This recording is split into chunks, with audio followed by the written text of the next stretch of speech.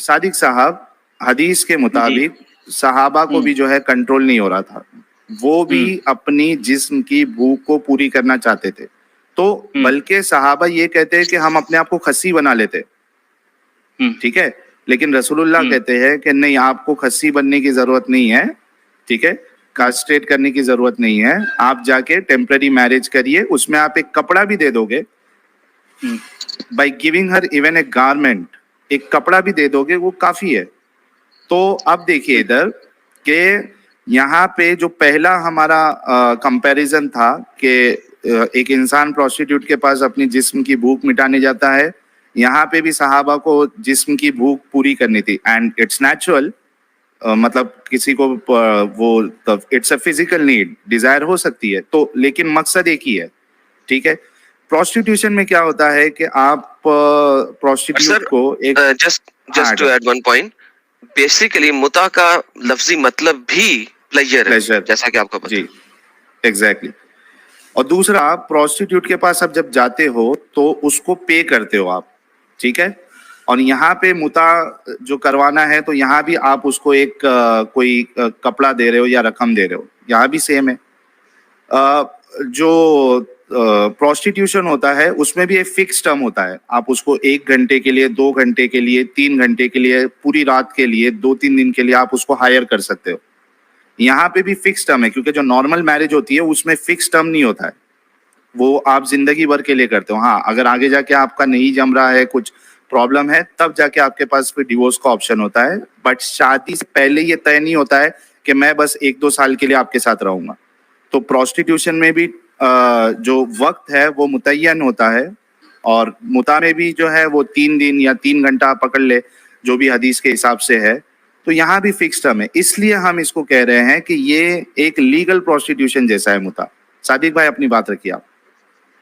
Sir, मैंने भी जहाँ तक मुद्दा के बारे में पढ़ा है तो सही बात है, आप जितना बात कर रहे हैं सही है, लेकिन इसमें जो है निकाह करने से पहले वो सारे जो कॉन्ट्रैक्ट है वो लड़की को भी कॉन्ट्रैक्ट करना होगा, वो लड़की का जो डिमांड है उसको आपको पूरा करना पड़ेगा। तो प्रोस्टिट्यूशन में नहीं है ना, आप नहीं, आप तो उसमें अच्छा, जाते हैं 50 रुपये, वहाँ तो बार्गेनिंग करते हैं, नहीं होता, चाहिए मुझे 50 रुपया दीजिए, 100 रुपया दीजिए, 150 रुपया दीजिए। अच्छा, एक बात बताओ, एक मिनट, मैं सॉरी कट कर रहा हूँ आपको, बल्कि बार्गेनिंग जो है वो जो आपका नॉर्मल मैरिज होता है उसमें भी होता है। आपको पता है, जो महर तय होता है उसमें भी बार्गेनिंग होती है।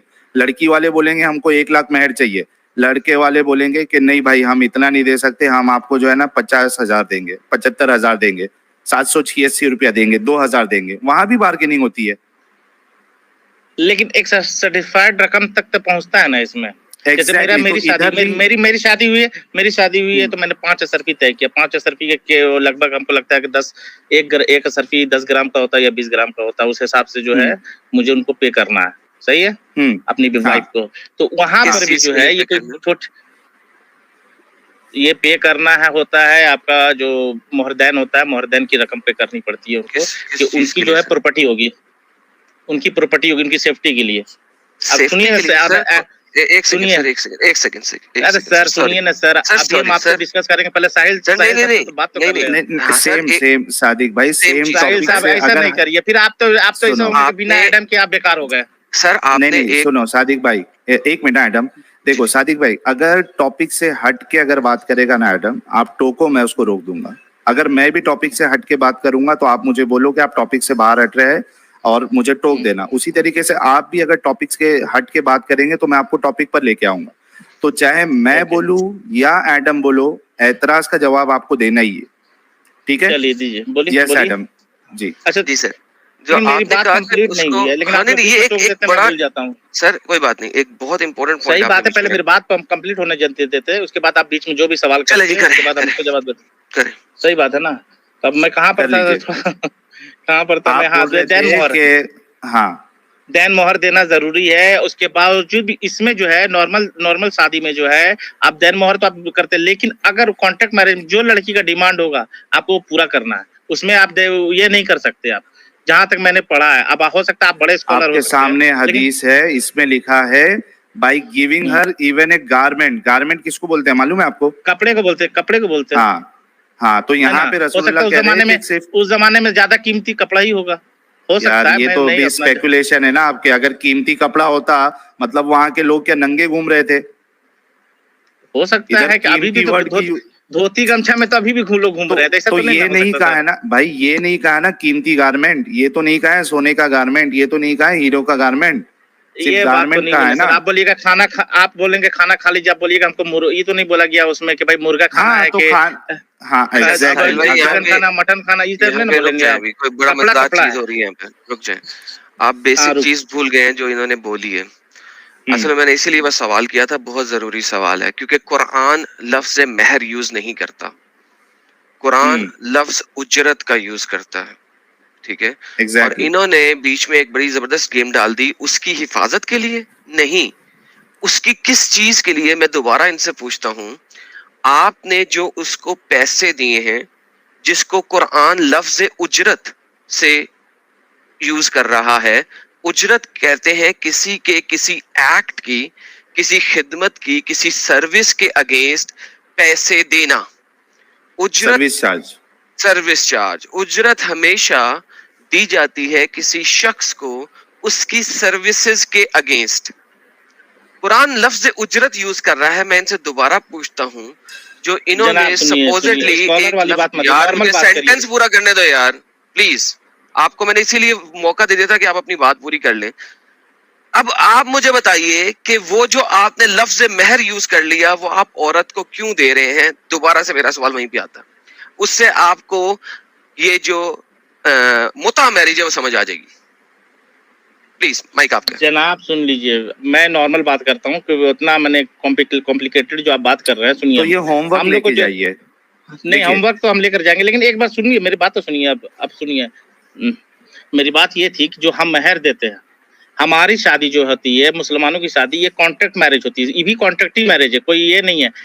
और दूसरी बात, नहीं, टर्म्स फिक्स नहीं होता, ये गलत सात कह रहे हैं जन्मों का आप। रिश्ता नहीं है हमारा 7 जन्मों का रिश्ता लेकिन नहीं है। टर्म भाई 7 जन्म में जब मानते नहीं हो, एक जन्म में तो मानते हो ना। शादी जब आप करते हो तो नहीं, मेरी एक बात सुन लो, आप क्यों गलत है वो मैं बता रहा हूँ ताकि आपके समझ में आए। इसमें अगर आप कॉन्ट्रैक्ट भी बोल रहे हो ना, तो वो कॉन्ट्रैक्ट में टाइम स्पेसिफाई नहीं होता, it's not a time specific contract. आप समझ रहे हैं? तो ये मत बोलिएगा आप प्लीज, मुता से इसको मैच मत करो, क्योंकि it's not a time specific contract. जनाब मैं बोल रहा हूँ कि मुता गलत है, लेकिन मैं आज के जमाने से भी कंपेयर कर रहा हूँ। आज के जमाने में एक मिनट, अगर आप मान रहे हैं कि मुता गलत है, तो रसूलुल्लाह ने ये गलत काम की इजाजत क्यों दी? ठीक है, तो उनको मना भी कर दिया गया ना। वो तो बोला ना मैंने, इस्लाम आने से पहले स्टेप बाय स्टेप काम हुआ है, सारे काम स्टेप बाय स्टेप हुए हैं। एक मिनट स्टेप बाय स्टेप नहीं बोल रहे हैं। हाँ भाई समझ गया मैं आपकी बात, स्टेप बाय स्टेप। देखो एक चीज जो गलत हो रही थी, मिसाल के तौर पे मूर्ति पूजा हो रही थी उधर, ठीक है, मानते हो? मूर्ति पूजा हो रही थी क्या नहीं हो रही थी? एकदम हो रही थी। हाँ, क्या रसूलुल्लाह और सहाबा उसमें इन्वॉल्व थे? नहीं, नबी सल्लल्लाहु अलैहि वसल्लम तो नहीं थे, सहाबा जरूर थे।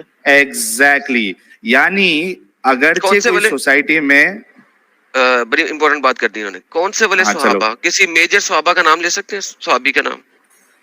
हमने सहाबा का सुना है, अब मेजर सहाबा का नाम लेना जरूरी नहीं है। अबू बकर सद्दीक की अपनी बेटी? नहीं, वो इसकी बात कर रहे हैं। अब मैं साहिल भाई जी हाँ, एक मिनट, ये उसकी बात कर, मैंने शिर्क के बारे में पूछा था, ये मुता के बारे में नहीं बोला है। सॉरी, मैं समझा अभी मुता भी बात चल रही है, सॉरी माय बैड। हाँ, मैं ये कह रहा था, इन्होंने एक आर्ग्यूमेंट रखा एडम कि भाई वो चीज वहां चल रही थी, इसके लिए वो टाइम पे रसूलुल्लाह ने अलाउ किया। तो मेरा आर्ग्यूमेंट ये था कि मूर्ति पूजा वहां पे चल रही थी, लेकिन खुद रसूलुल्लाह उसमें इन्वॉल्व नहीं हुए ना। यानी कोई कम्युनिटी में, सुन लो ना मेरी बात, आर्ग्यूमेंट तो सुन लो फिर जवाब दो। यानी कोई कम्युनिटी में कोई एक गलत चीज चल रही है, इसका ये मतलब नहीं है कि हम भी वो गलत चीज करेंगे। आप समझ रहे सादिक भाई? समझ रहे सर, लेकिन आप बताए ना कैसे गलत है, आप अपने हिसाब से बताए ना। आप खुद ने अभी, आप थोड़ी देर पहले अपनी मुंह से कहा कि मुता गलत है। ये तो इस्लाम के नजरिए से गलत हो गया। इस्लाम तो अब exactly, तो इस्लाम के इस्लाम ने मना कर दिया। सुनो ना, तो वो अलाउ क्यों किया था? फिर गलत काम क्यों अलाउ किया था रसूलुल्लाह ने? अरे भाई इस्लाम के नजर से तो उसको खत्म किया ना। जैसे सुनिए, अभी मूर्ति पूजा के लिए मना किया। आप बता रहे थे ना, आप बता हाँ। रहे थे ना कि मूर्ति पूजा के लिए मना किया, लेकिन तब भी लोग मूर्ति लेकर के अपने कंधों पर क्या बोलते तो वो मुसलमान बगल में नहीं थे दबा ना, कर आते थे ना, वो दबा कर आ मुसलमान रहे नहीं थे थे ना, ना, लेकिन नहीं वो उन्होंने छोड़ा, मुसलमान फिर हुआ क्या? उन्होंने छोड़ दिया। एक मिनट, जब एक इंसान मूर्ति पूजा करेगा वो मुसलमान होगा क्या? वो नमाज तो पढ़ रहे थे ना हुजूर सल्लल्लाहु अलैहि वसल्लम के पीछे। भाई लेकिन वो जो मूर्ति पूजा करेगा वो मुसलमान होगा क्या? मूर्ति पूजा करेगा कैसे होगा? वो तो क्या बोलते हैं मूर्ति, क्या बोलते हैं उसको, Exactly. मुशरिक होगा। सही है ना, मुशरिक होगा, Exactly. सही बात। लेकिन उनको छुड़ाया गया ना धीरे धीरे। अरे धीरे धीरे नहीं छुड़ाया, एक बार इंसान इस्लाम में आ जाता है उसके लिए मूर्ति पूजा हराम है, सबसे बड़ा गुनाह है। नहीं नहीं जनाब, तो क्या सारे सहाबा जो आए धीरे थे धीरे मतलब आपका ईमान लेकर आए आप थे? ये कहना चाह रहे हैं, सुनो, आप ये कहना चाह रहे हैं कि सहाबा जितने ईमान लाए थे, ईमान लाने के बाद भी वो मूर्ति पूजा कर रहे थे, फिर रसूलुल्लाह ने आहिस्ते आहिस्ते उसको छुड़ाया। नहीं, अब बहुत सारे जैसे अबू बकर सिद्दीक रजी अल्लाह अन्हु ने कभी नहीं इसके लाने के बाद, ईमान लाने के बाद नहीं किया। कौन से सहाबा उमर रजी थे अल्लाह, जो मूर्ति पूजा कर रहे थे इस्लाम लाने के बाद भी? बताइए। सहाबा के जब जो लोग सहाबा किसको बोलते हैं? सहाबा उसको बोलते हैं जिन्होंने मोहम्मद सल्लल्लाहु अलैहि वसल्लम को देखा, राइट, हाँ और वो ईमान पर रहे ना, वो हाँ। ईमान पर है। तो लास्ट ईमान लाने के बाद कौन से सहाबा? तो मैं वही पूछा, ईमान लाने के बाद कौन से सहाबा मूर्ति पूजा कर रहे थे जिसको रसूलुल्लाह ने आहिस्ते आहिस्ते छुड़वाया? इसकी दलील दे दे यार। इतना बड़ा क्लेम, क्लेम आप बड़ा सहाबा के ऊपर इतना, यार आपकी गर्दन उड़ा दी जाएगी। आप ब्लास्फेमी कर रहे हो सहाबा के बारे में, ब्लास्फेमी कर रहे हो सहाबा के बारे में। सहाबा के बारे में आप ये कह रहे हो कि वो ईमान लाने के बाद भी मूर्ति पूजा करते थे, रसूलुल्लाह ने आहिस्ते आहिस्ते छुड़वाया। हमने कहा बहुत लोग जो है हुजूर सल्लल्लाहु अलैहि वसल्लम के पीछे नमाज पढ़ते थे तो वो मूर्ति लेकर के आते थे। तो सहाबा थे या कौन थे वो लोग?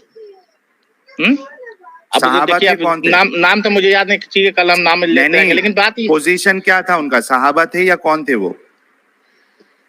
जाहिर सी बात है कि वो मुशरिक होंगे उस वक्त, तो मुशरिकी होंगे, सहाबा तो नहीं बने। उनको सही बात है ना। उनको क्यों फिर कंपेयर कर रहे हो? मैं तो यही कह रहा हूँ ना कि एक इंसान ईमान लेके आ गया, अब उसके लिए मूर्ति पूजा हराम है। अब ये नहीं कहा जाएगा कि आहिस्ते आहिस्ते छोड़।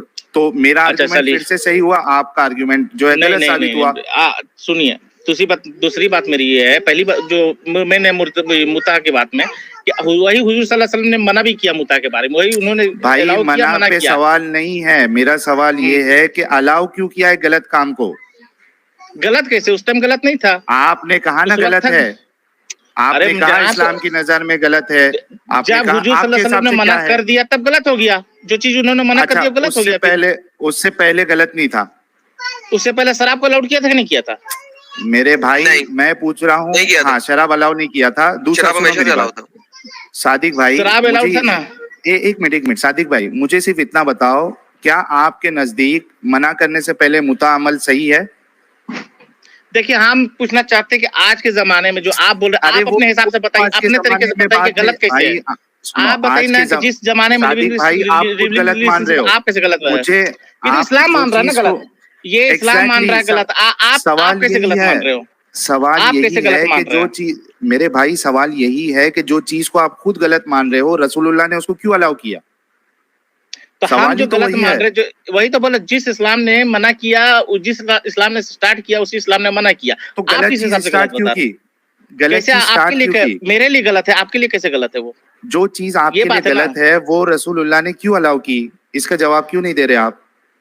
वही तो हम बोल रहे हैं ना, उस टाइम पीरियड था ना, एक टाइम पीरियड के लिए अलाउड किया। तो उस गलत चीज अलाउ की, गलत चीज अलाउ की, मजबूरी में, लेकिन उन्होंने तो रेप अलाउ नहीं किया, उन्होंने रिलेशनशिप, यहाँ मजबूरी नहीं है ना, उन्होंने यहाँ लीगल प्रोस्टिट्यूशन अलाउ किया ना मेरे भाई सादिक भाई। इधर मजबूरी लीगल प्रोस्टिट्यूशन कैसे हुआ?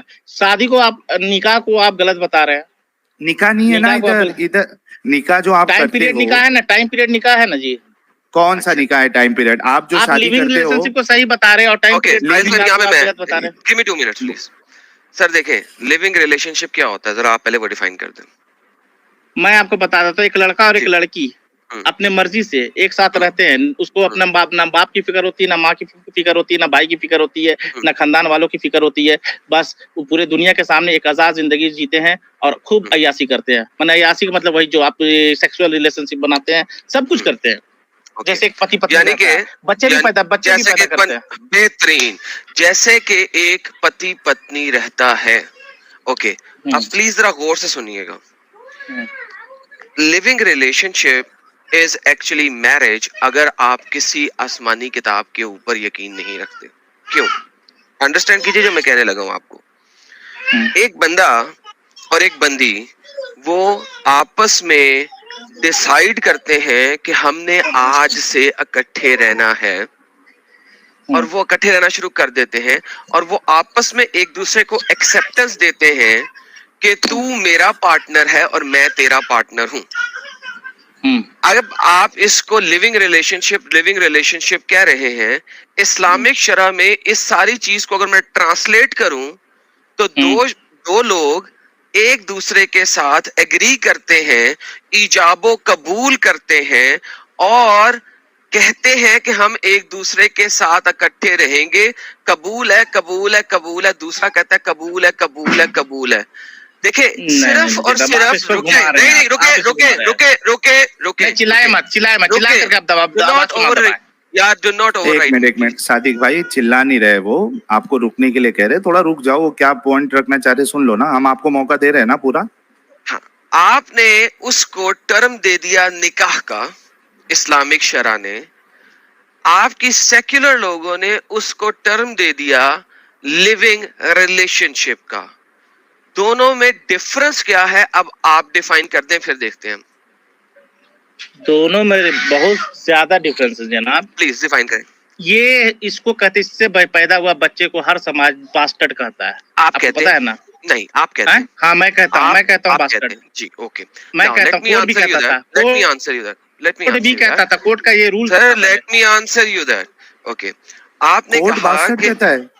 एक मिनट मैडम, एक मिनट, मैं पूरा मौका दे रहा हूँ। सुनिए, जब संविधान बना उस टाइम अभी क्या कहता है कोर्ट? अभी तो देखिए, आप तो वही ना बात है कि एथिक्स वाले के कोई नियम नहीं है। क्या कहता है? नियम चेंज कर लीजिए। अरे भाई, अभी क्या कहता है कोर्ट? तो कुछ दिन बाद कॉन्ट्रैक्ट मैरिज का कोर्ट कह देगा, कॉन्ट्रैक्ट मैरिज कह देगा कि सही है। अरे यार, जब आप सही कह देगा कोर्ट, तो आप सही मानेंगे ना? सादिक भाई, जब आप लिविंग रिलेशनशिप की बात कर रहे हो, अभी कोर्ट उस बच्चे को क्या कहता है? बास्टर्ड कहता है या नाजायज औलाद कहता है? नाजायज औलाद कहता है। बताओ, इसका हवाला दो, इसका हवाला दो। चलिए ठीक है, कल वकालत का हम क्या बोलते हैं, किसी वकील को बैठा के आपको हवाला देते हैं, लेकिन इसको बास्टर्ड कहता है, हमको पता है। Let's go back, forget it Sahil, doesn't matter यार, उसने माना ठीक है। ओके, आपके मुताबिक आपका कोई कोर्ट है जो उसे बास्टर्ड कहता है, दुनिया उसको बास्टर्ड नहीं कहती। मैं आपको बता देता हूँ दुनिया कहाँ पे।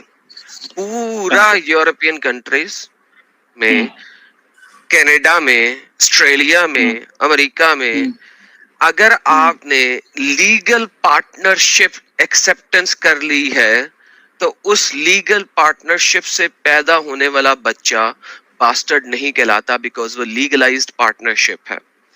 लीगलाइज्ड पार्टनरशिप एक सुन ले, मैं बताने लगा हूं।